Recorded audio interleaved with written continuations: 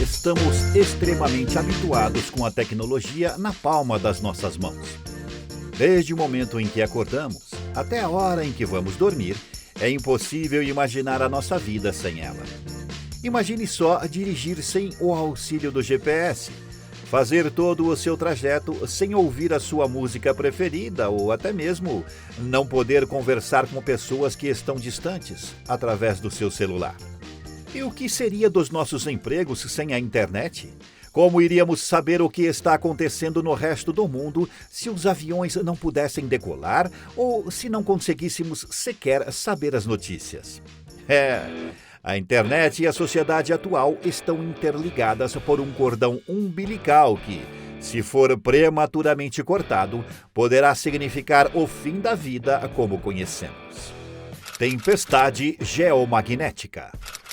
Popularmente conhecidas como tempestades solares, as tempestades geomagnéticas são eventos causados por erupções solares. Por mais que pareça algo muito distante de nós, afinal, o Sol está a mais de 149 milhões de quilômetros de distância da Terra. Esse evento pode estar mais perto do que você imagina. Pior do que isso, pode vir a ameaçar a sua vida nesse exato momento. Não. Isso não é fenômeno que extinguirá os seres humanos, como vemos em filmes de ficção científica, com invasões de naves interplanetárias e seres com armas além da nossa compreensão. A ameaça desse evento se dá porque ele acontece sutilmente. Nesse exato momento, sob as nossas cabeças, transformações decisivas podem estar acontecendo. Uma tempestade solar não acabaria com a humanidade, e sim com aquilo que a população mundial se apoia para manter a ordem. A internet e a energia seriam direta e instantaneamente prejudicadas caso um fenômeno assim acontecesse em grandes proporções. Porém, para entendermos melhor, vamos do início. Pelo menos 3 tempestades solares já aconteceram nos últimos 2 séculos, nas datas de 1859, 1872 e 1921. Em 1872, pessoas de todo o mundo saíram de suas casas e olharam para cima, porque o que se formou nos céus era um espetáculo que deixou todos embasbacados. Auroras boreais se desenhavam por toda a extensão do espaço. O motivo? Uma explosão solar. Um grupo de manchas solares de tamanho médio que liberou uma torrente de partículas em direção à Terra. A esse evento foi dado o nome de Chapman-Silverman. Isso foi algo atípico e deve ter sido surreal para aqueles que o presenciaram. Mas não foi a primeira vez que aconteceu. Anos antes, em 1859, aconteceu a mais intensa das tempestades solares. Ela durou mais de um dia e as linhas telegráficas foram afetadas. Pessoas que as operavam foram atingidas por choques e alguns dos aparelhos se incendiaram. Fora o pânico que isso causou em todos que estavam próximos a esses aparelhos, a comunicação também foi prejudicada. Sendo uma época em que as pessoas se comunicavam através de códigos, pela telegrafia, podemos fazer um paralelo.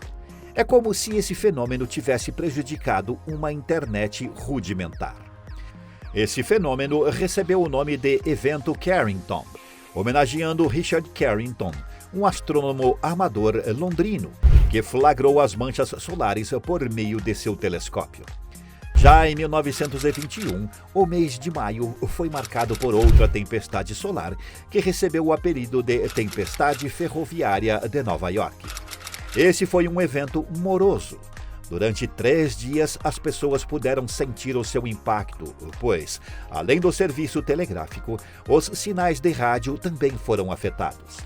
As coisas pioraram, pois vários incêndios aconteceram devido às correntes elétricas.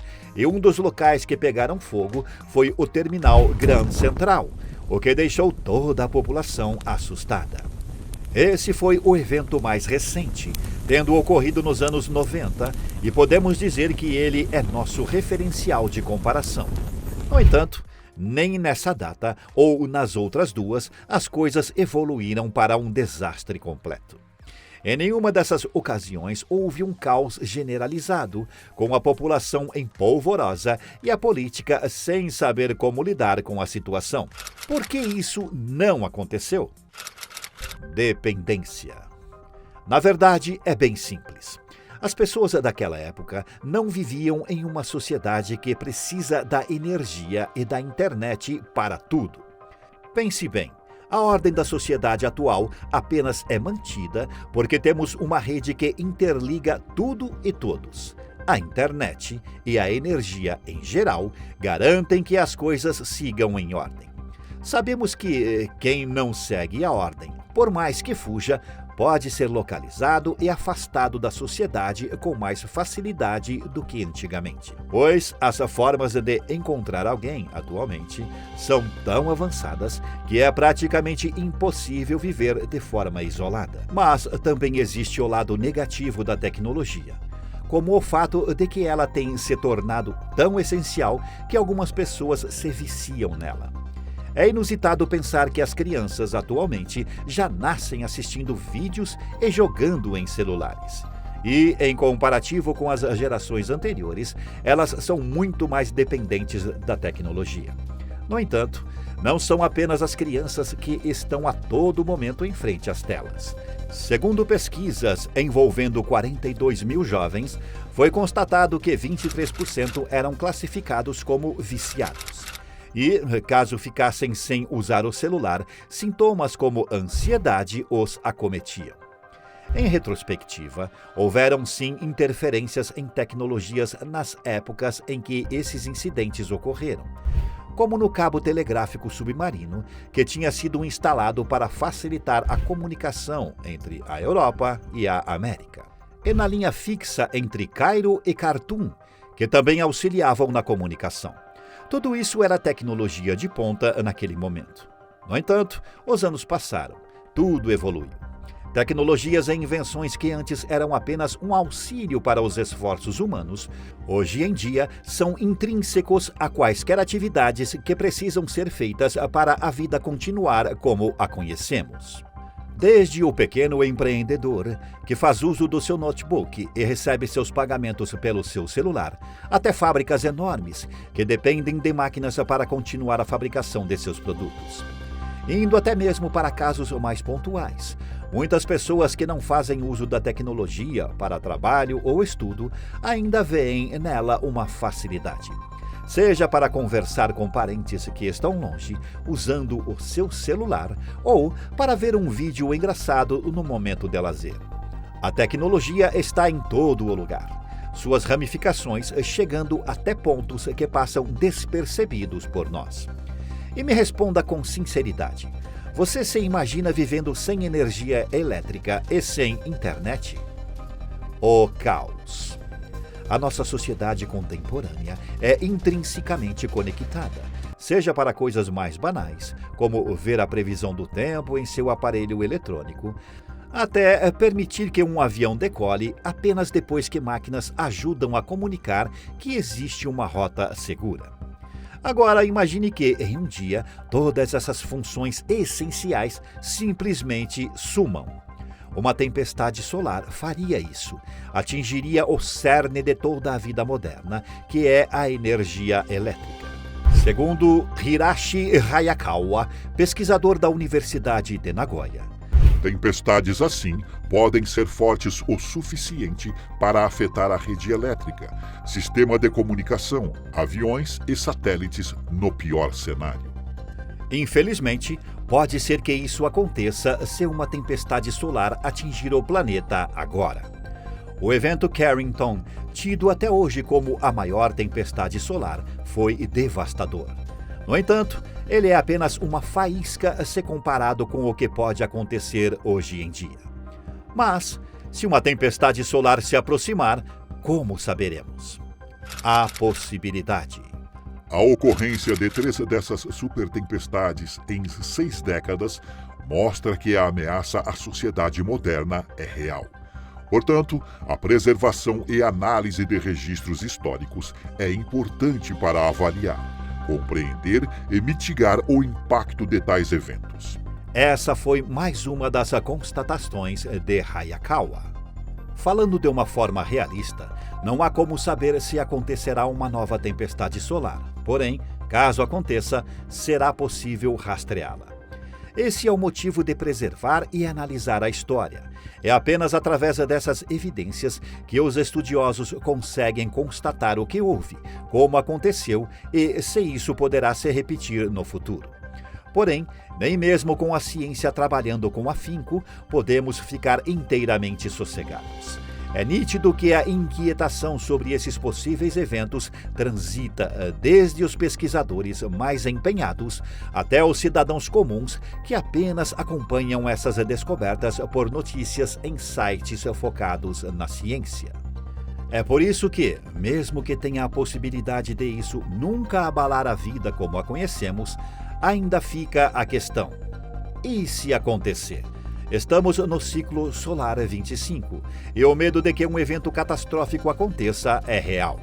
Especialistas já anunciaram que, em 2024, será um ano com mais auroras boreais, o que significa mais explosões solares.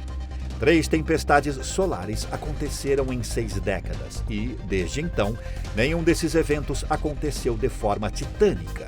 No entanto, podemos ter algumas amostras, nada agradáveis, do que o espaço pode estar reservando para o nosso planeta azul. Temos a sorte de ter perdido essas supertempestades nos tempos modernos. Hayakawa tranquilizou. No entanto, ainda não é o momento de abaixar a guarda. Para que esse fenômeno aconteça, basta apenas uma explosão solar muito forte. Deixa eu te fazer uma pergunta. Você acredita que, em 2023, houve algum evento atípico registrado pela meteorologia ou não? Se você respondeu que não, sinto dizer que está errado. Não houve só uma explosão, como 7 delas. Uma explosão de classe X é o tipo mais violento que existe, ou seja, se um deles acontecer, já devemos ficar temerosos. Acontece que no ano passado, não só um desses eventos ocorreu, como 7 deles, sendo que o último deixou as rádios inativas durante 1 hora no período da manhã nos países da Ásia, como Austrália e Nova Zelândia. Nos Estados Unidos também houveram interferências e pessoas puderam ver auroras boreais no céu, algo que é incomum para o país. Tudo nesses estranhos momentos foram causados por fenômenos que ocorreram no Sol, como 2 buracos coronais gigantes. Além dessas explosões mais preocupantes, também houveram algumas mais brandas, como uma de classe M, que está um nível abaixo da classe X, em março do ano passado. Então, o que está sendo feito para impedir isso? É irônico, mas aquilo que a tempestade solar mais vai prejudicar ou destruir, na pior das hipóteses, também é o que está sendo usado para impedi-la. A energia elétrica e a internet são os meios que permitem que os pesquisadores continuem a pesquisar e fazer previsões do que pode ou não acontecer. Com isso, resta a nós apenas esperarmos pelo melhor. Em meio a tantas incertezas, resta o questionamento de Hayakawa, que irei parafrasear agora. Poderíamos manter nossa vida sem a energia elétrica e a internet?